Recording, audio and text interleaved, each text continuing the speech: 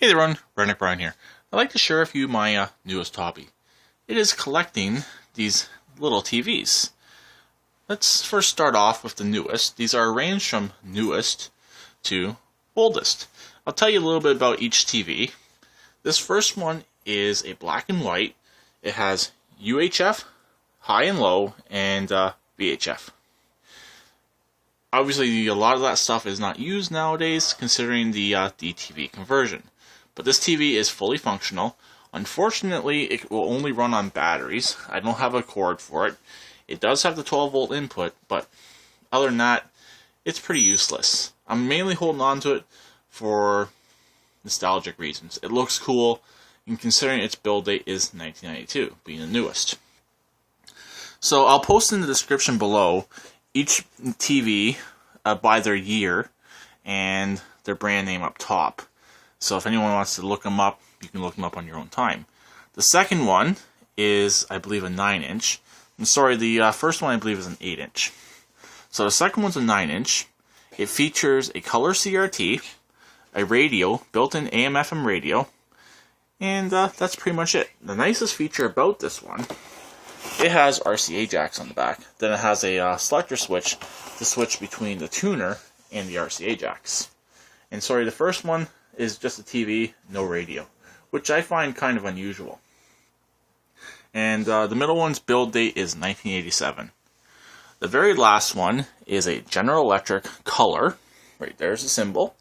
This one I've had for a little while now. I've had it, I believe, 8 months. The very first one, I've had it before the DTV conversion, whenever that was. I don't remember offhand. It also features an AM/FM radio, UHF, VHF. I don't know if the middle one has UHF or VHF. I have UHF, but I don't know if it has VHF.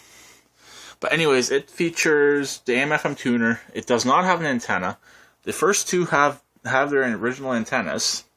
This one has an antenna on the bottom, but I don't know how exactly it works. But it does have a coax input for it, and you basically gotta get the dial to channel 3 as close as you can, and you can use a VCR input. But other than that, it works pretty good. It is wired. It has a cord on it. I had a really nice cord for it that worked very, very perfectly for this TV. Unfortunately, the dog got a hold of it, and it was no more. So it has one. It may give me a little bit of trouble when I go to turn it on, but we'll have to wait and see. And its build date is 1986. So let's fire up all these TVs. The two middle ones are both plugged in. I was luckily able to get a cord with this one. So, let's see what happens. Also, a little side note about the middle one. It does have a built-in battery pack on the back. It takes D batteries, probably about 12 of them. And I have no D batteries, so it's obviously easier to use the cord. And this one here has a battery pack holder, but no batteries. And I believe it's a proprietary battery that goes on this TV. Probably something that's rechargeable somehow. I don't know if it charges through the TV or what. And that's long since gone. So let's turn on the first one.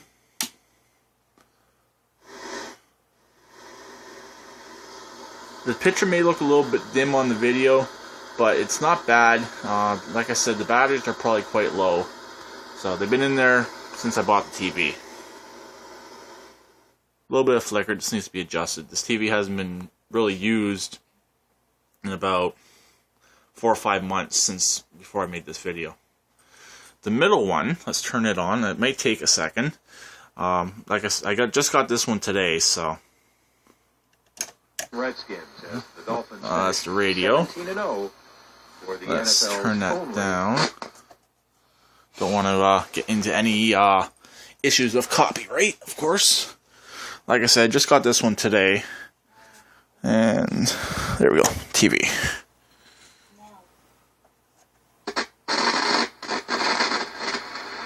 There we go, CRT came up nice. All three TVs have a protective plastic cover on the front that is removable on the two colors. Unfortunately, on this one here, the 1987, it's cracked. Not a huge deal, not a deal breaker.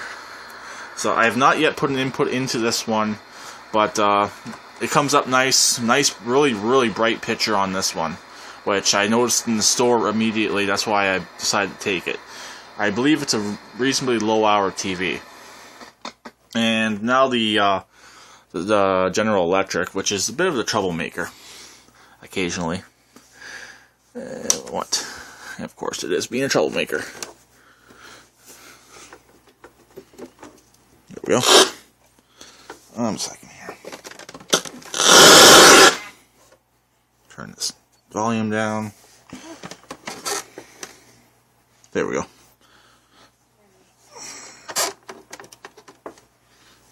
There we go. Now it's coming up. So you can see the picture needs to be adjusted. Actually, the picture is actually perfect on this one. So like I said, these N2 are colors.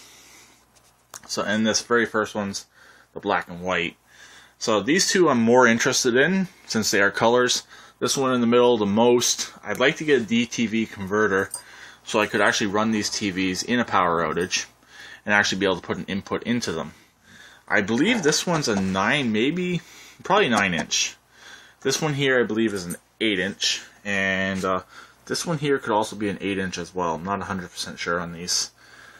A little bit of backstory on this one. A while back, I went to turn it on. I know it was getting power because the radio was coming on, and I could not get the CRT to come up. It hadn't been running in a little while, so I was getting mad at it. And I was actually considering shipping this to Australia to a fellow YouTuber there that likes to stick stuff in microwaves. And this YouTuber has been looking for a CRT to microwave. So I was actually going to donate this CRT to him, but since it works, I'm not going to destroy it. I imagine I'd get a lot of hate mail if I destroyed this one, considering it's the oldest. And I don't know about its rarity. I imagine they're still out there, but they're becoming harder and harder to find. All three TVs do still have the original carry handles. The black and white and the newest color, the newest color in the late 80s, still have the original antennas. Unfortunately, the oldest color does not have an antenna anymore. I'm just going to let all three of these run for a minute while I'm talking. Might as well. I'm actually looking for more.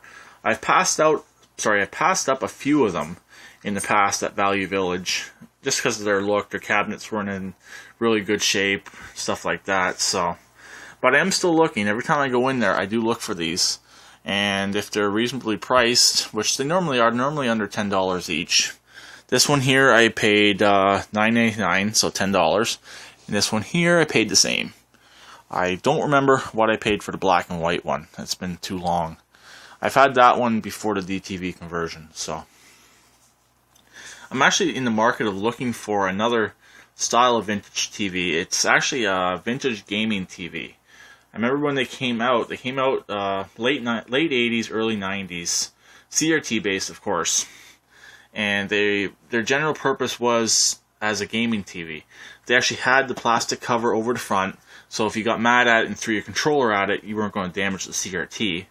Which I find with the Nintendo Wii's, a lot of flat screens have probably went to the dump for that exact reason. So anyways, here is my 3 little TVs. Hopefully you enjoyed this video. And when I get a DTV converter, I will definitely hook up the two color TVs, definitely. I could hook them up, but I just don't want to do it right now. This one here, I don't believe it has any inputs. No. It has this one right here, auxiliary antenna, but proprietary input. So it's, like I said, it's pretty much useless. But this one here has RCA, and this one here has coax. Also, I believe it has the a radio antenna as well. So, which isn't too bad. It's the oldest, and it has the most amount of features. So I don't believe this one has UHF. I believe it's just VHF. Let me just take a quick peek. It does have a band selector, but I'm not sure exactly what the bands are on it. Probably UHF. Yeah, it selects 3 times, so, or it could be VHF high and low. I'm not 100% sure. Like I said, I'm just getting into this. I know a little bit about them, but I don't know absolutely everything about them. I know enough to get by and not to hurt myself with them. So hopefully you enjoyed this video. I will talk to everyone later. Please subscribe and comment, and have a great day.